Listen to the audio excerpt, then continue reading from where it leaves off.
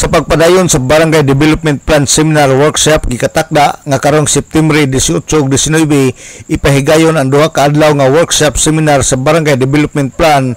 Din ang participants niini ang gikan sa Cluster 4 nga naglangkob sa Barangay Litapan, Tabid, Kugon, Labinay, Diguan, Dimaluna, Pulot, Bungbong, Bagakay, Banyadero ug Manaka. Ug ang Cluster 5 gikatakda nga karong September 24 ug 25 ang maong kalihukan anha kini ipahigayon sa Function Hall sa City Health Office. Ang maong kalihukan suportado kini sa mga city official aron ang barangay ma-empowered.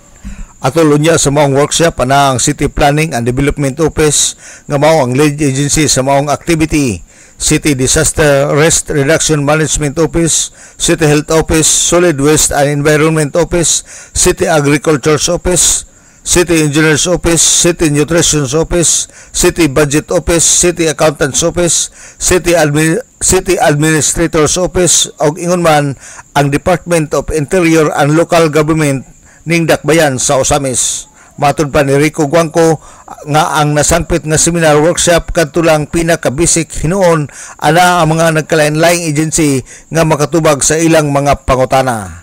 Karon is katong basics ra gyud kayo. Katong basic. Mga guideposts ra atong gikuan, then unsay mga bantayanan, unsay dapat, unsay mga sulod sa ka barangay development plan. Then muna na imong i-follow up din nga coaching dito sa barangay as I have said earlier, no?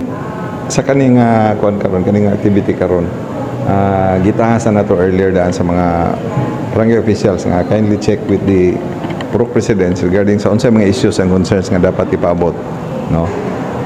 So kana, and also sa pag-package pag-finalize nga mga outputs nila, we will try to ensure, no, i-consider gitong mga issues sa Purok level, no, para masudlay gid ba ang tanan nga mga issues. Si Rico Guangco sa CDRRMO.